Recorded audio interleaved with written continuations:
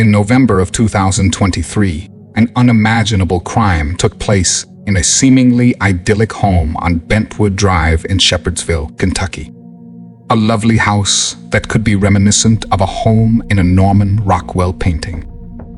The manner of the offense was so horrific that a local deputy said there was no way any human being could have survived, let alone two small boys ages 9 and 6. In this video, we will attempt to shed light on this rapidly evolving case, offering a detailed look at the known facts, the repercussions of the incident, and the latest legal proceedings. We also seek to address the haunting question that everyone following this case is asking. What drove the perpetrator to commit such a heinous act? Tomboy day.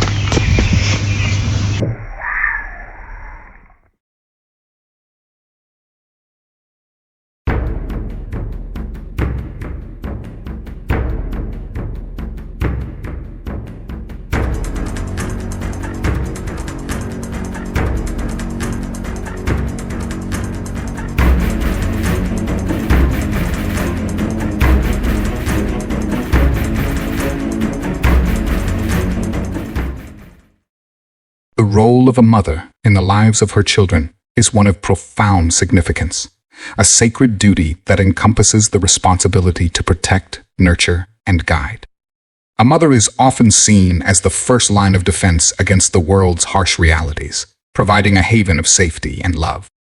However, when this natural role is violently disrupted, it not only contradicts these fundamental beliefs, but also causes widespread devastation, affecting both the immediate family and the broader community.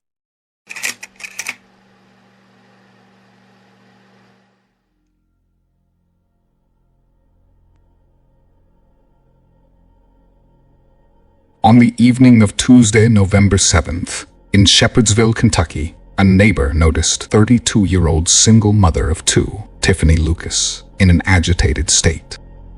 She was vigorously cleaning carpets outside her home on Bentwood Drive. When the neighbor asked about her well-being, Tiffany vaguely responded, "There's a lot going on." The next day, the peace and calm of a new morning was shattered by 4 gunshots, all fired within a span of 30 seconds. Moments later, at approximately 11 in the morning, a visibly distressed Tiffany approached a neighboring couple's home, crying out, "Help, my kids are dying," before collapsing on the couple's driveway. The neighbor's husband rushed into Tiffany's house and made a horrifying discovery. He found Tiffany's 2 young sons gravely injured and bleeding, but still alive. Nearby lay a gun, presumed to be the weapon used. Responding officers observed that the injuries inflicted on the boys were in areas typically not survivable. The children were immediately transported to Norton Children's Medical Center in Louisville. Emergency surgery was initiated, but despite the best efforts of the medical staff, the 2 small boys died from their injuries. Tiffany was arrested at the Bullitt County Emergency Medical Services facility and booked into the county detention center less than 1 hour later. She was held on a bond of $2 million. This grisly scene, unfolding so suddenly, left the citizens of Bullitt County reeling in shock and disbelief.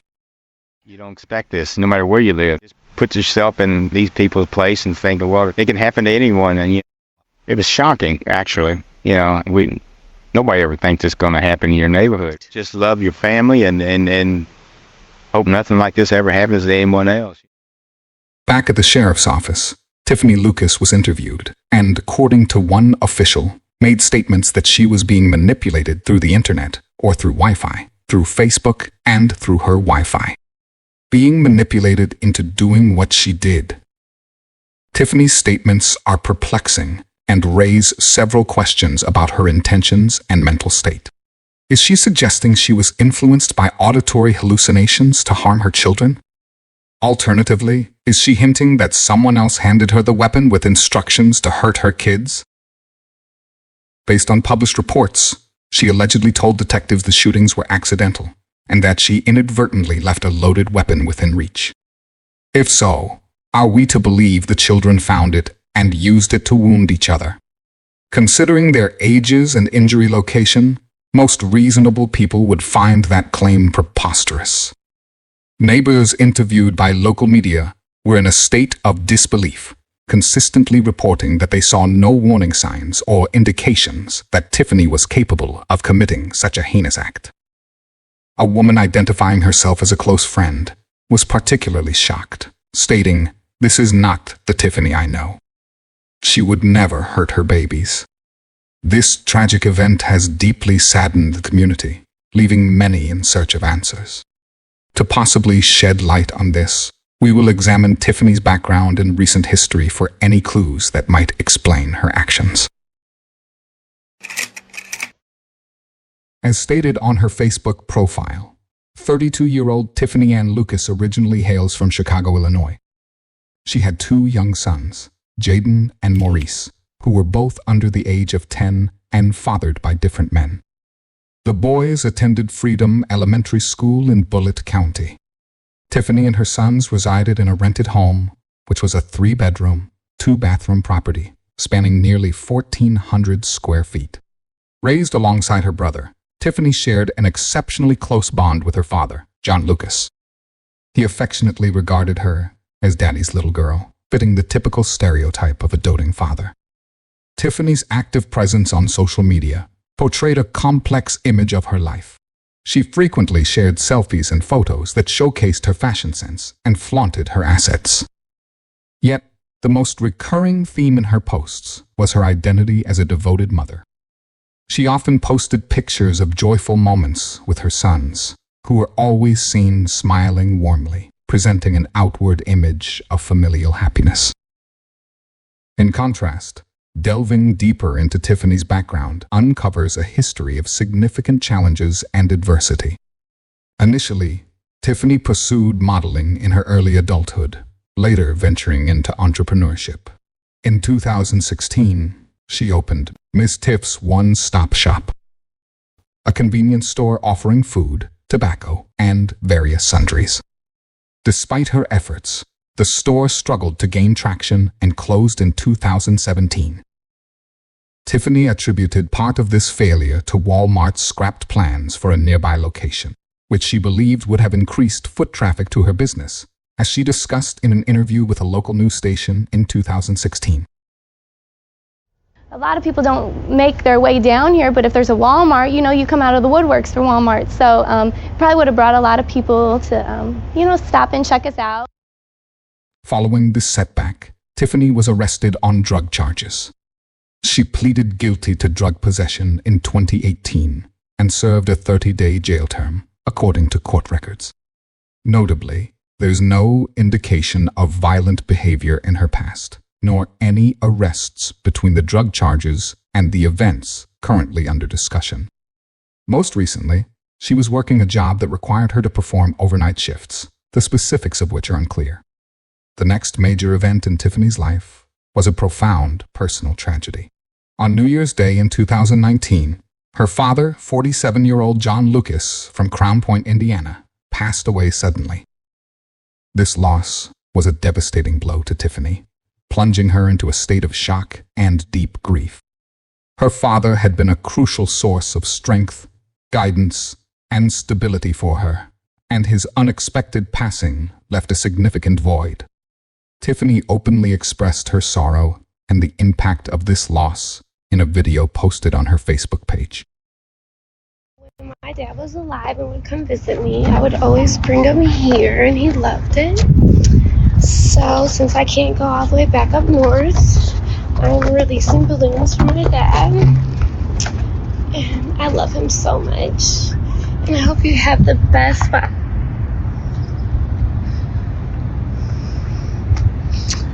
They didn't have Father's Day balloons, but I got a smiling face because you always make me smile, and a flower because you always bought me flowers. Be grateful if your father is here. Be present in his life. Mend relationships. You never know. I watch my son struggle without his, and we struggle without mine. So be grateful. Tiffany's life continued on a path marked by personal tragedies and hardships. Just 7 months after the sudden loss of her father, she faced another blow when Darrell Howard, the 38-year-old father of one of her sons, was murdered. This case is still considered an open homicide by the Louisville Metro Police Department. Within a year, before she could fully process his loss, her mother suffered a stroke and was diagnosed with a brain tumor. Amidst these personal crises, Tiffany also struggled financially. By the day of the shooting, her situation had become dire. The utilities in her home had been disconnected, and an eviction notice was found on her kitchen counter. To a young mother struggling to pay the bills, an eviction notice represents a profound sense of vulnerability. It's not just a piece of paper. It symbolizes a looming threat to her and her children's stability and safety. This moment often brings a surge of emotions: fear, as the prospect of losing her home becomes a harsh reality, anxiety about where she will go and how she will provide for her children, and possibly shame or guilt, stemming from societal expectations and personal aspirations of being able to provide a secure environment for her family. This series of events and challenges paints a picture of Tiffany's overwhelming difficulties, culminating in the tragic and unjustifiable events of November 8th.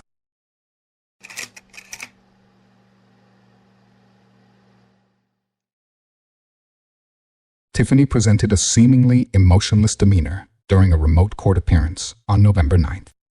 This was notably evident even when District Court Judge Jennifer Porter set her bail at $2 million. Judge Porter set the high bond, citing concerns over Tiffany's potential risk to others.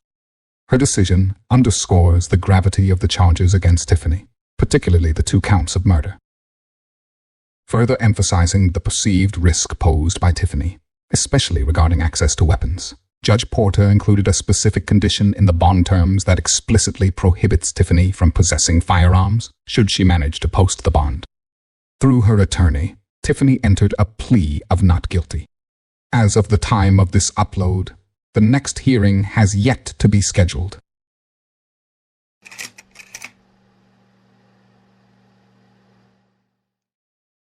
The events and challenges faced by Tiffany, as detailed in this video, offer some context and understanding of the circumstances leading up to the incident on November 8th. However, it's crucial to emphasize that understanding the context does not justify the inexcusable actions that occurred on that day. This distinction is important to maintain. As this case progresses through the Kentucky court system, the full extent of the facts is yet to be established, and numerous unanswered questions remain. These include whether the prosecution will pursue the death penalty, the details of Tiffany's mental health history, and the severity of her substance abuse issues. Complicating the situation further is an alleged custody dispute involving Tiffany and the paternal family of her son, Jaden. Darrell Howard, Jaden's older brother, expressed in a published report, "We wanted them. We would have taken them with open arms. We loved them so much." Howard also mentioned that several family members had contacted Child Protective Services over the years, voicing concerns about Tiffany's parenting. These revelations cast a spotlight on Child Protective Services and its handling of the situation, raising critical questions. How were the alleged referrals regarding Tiffany Lucas managed? Did any investigations into her conduct take place, particularly after her drug conviction? And crucially, why did she retain custody of her children? Or if there was an order for removal, was it properly enforced? As more details come to light, the families of Jaden and Maurice, along with the residents of Bullitt County, are awaiting justice with a mix of patience and anticipation. This case not only impacts the immediate parties involved, but the community as a whole, as it may pose significant questions about the effectiveness and responsiveness of child welfare services.